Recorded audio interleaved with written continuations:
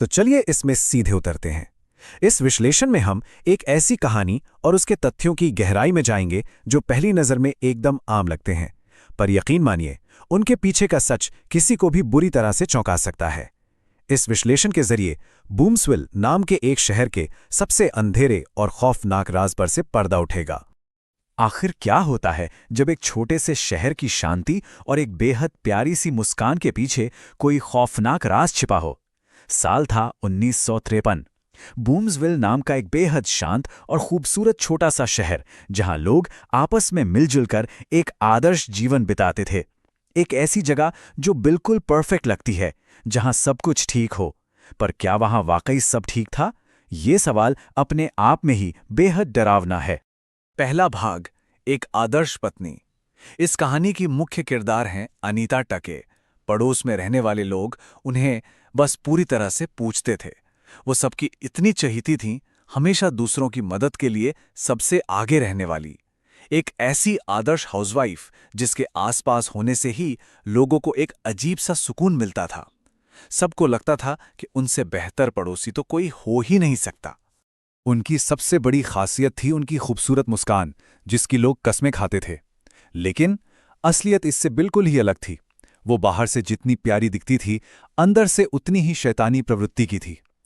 तथ्य बहुत ही स्पष्ट हैं। अगर आज कोई उस असली मुस्कान के पीछे के उस डरावने चेहरे को देख ले तो सचमुच रूह कांप जाएगी।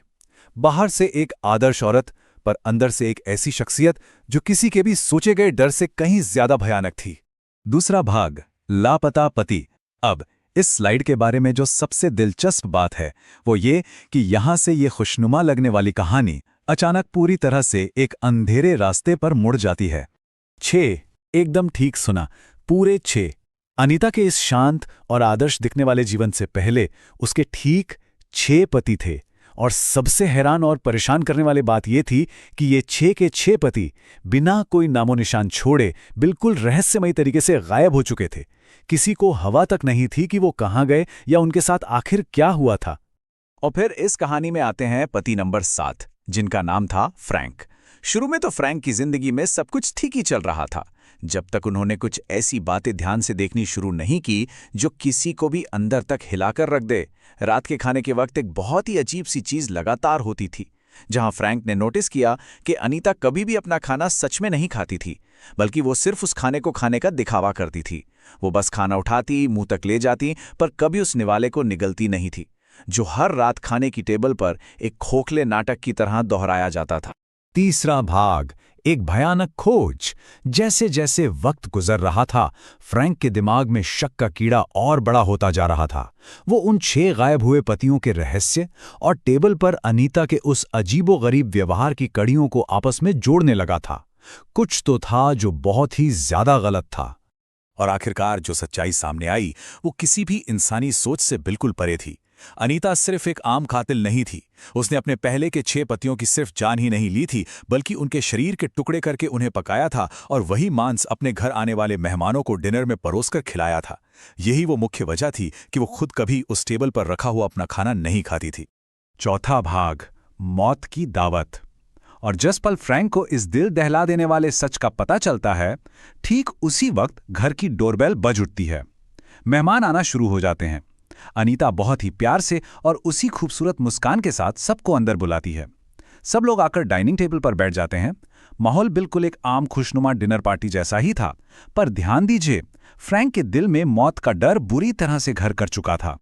तभी उस भरी महफिल में सब लोगों के बीच बैठे हुए अनीता आहिस्ता से फ्रैंक की तरफ झुकती है। वो ठीक उसके कान के पास आती है और बेहद सपाट, खतरनाक आवाज में फुसफुसाती है, don't worry darling, you are next. फिक्र मत करो मेरे हमसफर, अगला नंबर तुम्हारा ही है।